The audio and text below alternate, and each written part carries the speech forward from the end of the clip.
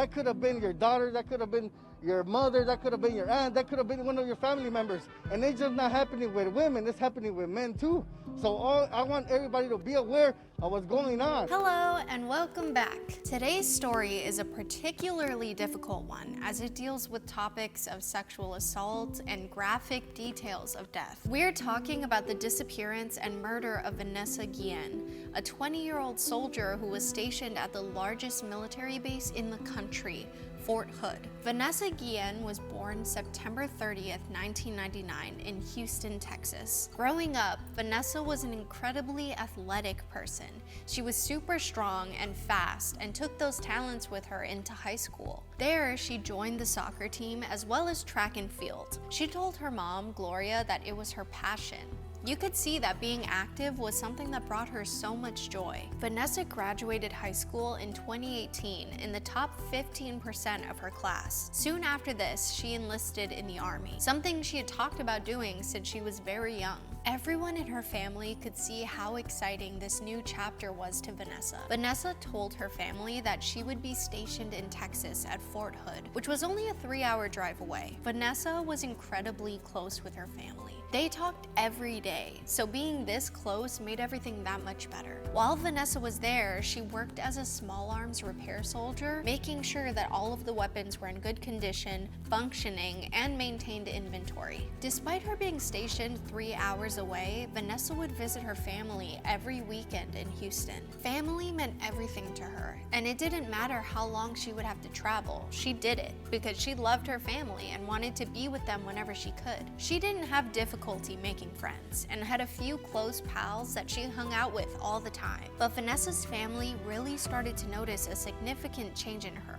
She became much skinnier, wasn't eating or sleeping enough, and you could tell that whatever was happening at Fort Hood was changing her physically and emotionally. But in March of 2020, Vanessa's boyfriend, Juan, proposed. Even though the two were madly in love, there was still something beneath the surface that was eating away at her. During a visit with her mother, the two sat down and her mother couldn't help but ask what was wrong. Vanessa was scared to tell her mother what was happening and why she seemed so different, but eventually she worked up the courage to tell her. Vanessa was being sexually harassed by her unit sergeant. For anyone who knows someone or has been someone who has gone through this type of harassment, it can be terrifying to come forward or even tell someone you're close with. For Vanessa specifically, she was worried that if she brought anything up to her commanding officers, somehow she would be the one to blame. She worried about retaliation and was scared no one would believe her. Vanessa couldn't bring herself to tell her mother the name of the man responsible for the harassment. Gloria even offered to bring up these incidents and file a report herself, but Vanessa declined.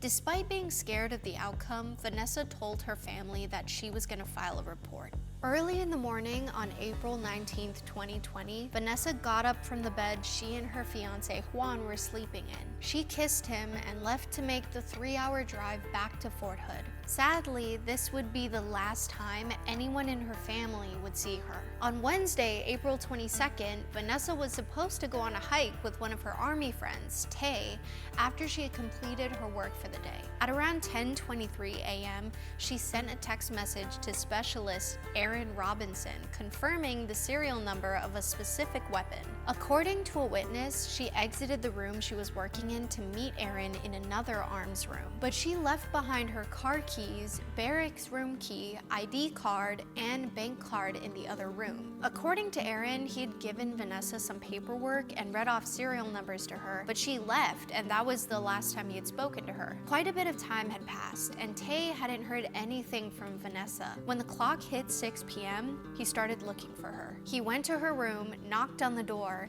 and asked Vanessa's roommate if they had seen or heard from her. They had not. Then he walked to the parking lot and found Vanessa's car was still parked there. At that point, Tay contacted a mutual friend and unit member, CJ Landy, letting him know that Vanessa was nowhere to be found. CJ grabbed his car keys and the two went driving around the entire base, which is massive, just to remind you. Her family was growing more and more concerned because Vanessa hadn't responded to any of their calls or text messages. Her fiance was checking her social media frequently to see if she had tweeted anything, but nothing came up. Vanessa's sister sister, Myra, called the base asking if they had seen Vanessa or knew of her whereabouts, but got conflicting information. And after the frustration of not getting an answer, Juan and Myra decided to hop in the car and drive all the way to Fort Hood. Throughout the night, Myra continued to send text messages to Vanessa but never received a response. Sometime around 10 p.m., Tay found out that the last person to see and work with Vanessa was specialist Aaron Robinson.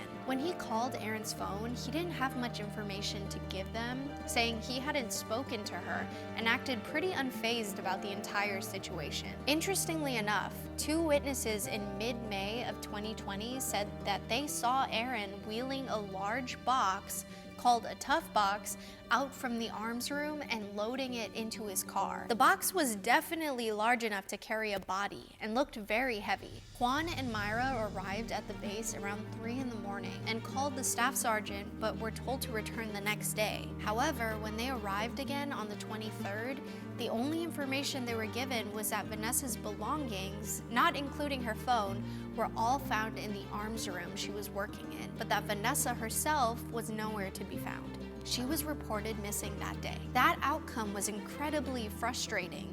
It felt like the military wasn't helping at all, and the circumstances surrounding the disappearance were really off. That's when the family took it into their own hands, printing off missing persons posters and hanging them everywhere they could. Myra's sister took to social media, hoping it would gain traction faster. And every Friday, the family stood outside the east gate of Fort Hood, waving signs, chanting, and protesting, begging for Vanessa to be found and for anyone with information to report it. Around the base, there were so many conflicting stories about what could have happened to her. No one knew what to believe. However, one of Aaron's superiors asked him in front of the unit, which included CJ, what his last interactions with her were. Aaron claimed that he didn't speak to her at all. Only after 2 days of Vanessa's disappearance, she was marked AWOL, meaning absent without official leave, because the fort didn't have any protocol for what to do in the case of a missing soldier. At the start of the investigation, Aaron was questioned, and he claimed after Vanessa had completed her task for the day, she left, and that was the last interaction they had. Afterward, he went to stay with his girlfriend, Cecily Aguilar, off base, which Cecily backed up. After weeks and weeks, nothing was turning up. It wasn't until Gloria, Vanessa's mother, spoke to the media about the sexual harassment Vanessa had experienced for the story to really pick up. Vanessa's friends at the base were sort of aware of what she had gone through, but they didn't want to overstep boundaries. They had offered to talk to the person harassing her, but she said she would stop it herself. 2 months after Vanessa's disappearance, skeletal remains were found in Killeen, Texas, a town located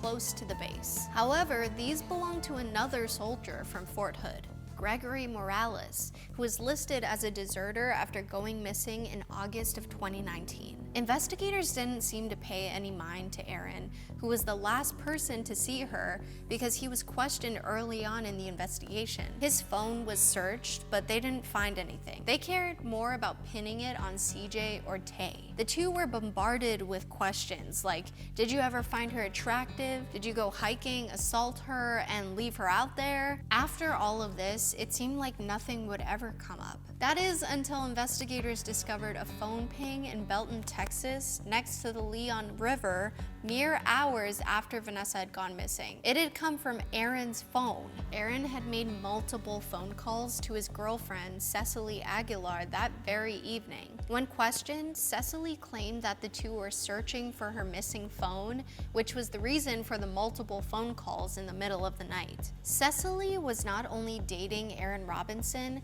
but was the estranged wife of a man named Keon Aguilar. Aaron had moved into Cecily and Keon's house. The couple was having marital issues, and eventually Aaron and Cecily got together. Remember how she stated that her phone was missing and that's why there were so many missed calls from Aaron? Well, her story changed. Then it became the two of them were outside of the house on a drive looking at the stars. On top of that, the Guillen family was working with a great lawyer and a US House representative to get all the information they could. When the sexual assault claims were brought up, the answer they received was something along the lines of, well, we didn't look into that because that technically falls under misconduct. The family and their legal team continued to meet blocks from the military base, saying they could only tell them so much because it was an ongoing investigation. As a matter of fact, Vanessa was accounted for in attendance on the day she was missing, and the area where she went missing had inoperable cameras. Cameras that don't work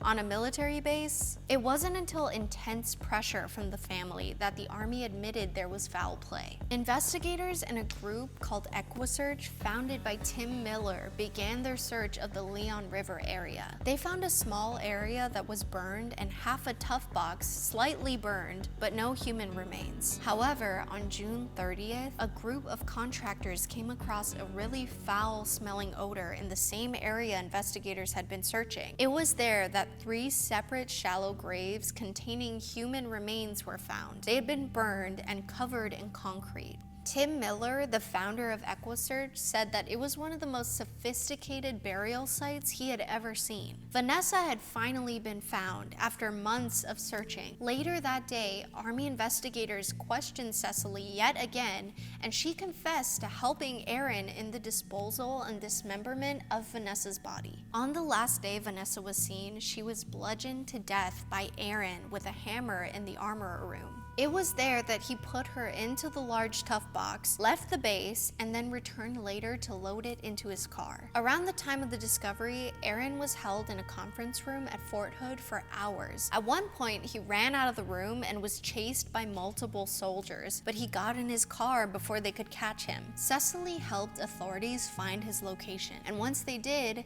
Aaron pulled out a handgun and fired it into his head in the middle of the street. Robinson had disclosed to Cecily that Vanessa was supposedly going to report him for having an affair with a married woman. Even though the family had suggested multiple times that sexual harassment was the problem, Aaron's legal team and multiple Army officials claimed there was no report, therefore it didn't happen. A major investigation into Fort Hood took place. There was a history of violence, suicide, sexual assault, and harassment at the base, and a culture of letting these serious incidents go without punishment. In a report released on December 18th, 14 Army officials at the base were either fired or let go because of their behavior. The report also claimed that while Vanessa was sexually harassed by a superior on a couple of different occasions, the superior wasn't Aaron, although Aaron had previous allegations of sexual harassment against him as well. But isn't it interesting that despite officials knowing she was being sexually harassed, regardless of if it was Aaron or not, they chose to do nothing? Because of their inaction and carelessness, a family is without their loved one. The lawyer for Vanessa's family said this: so he can murder her, but he wouldn't sexually harass her. That's below him?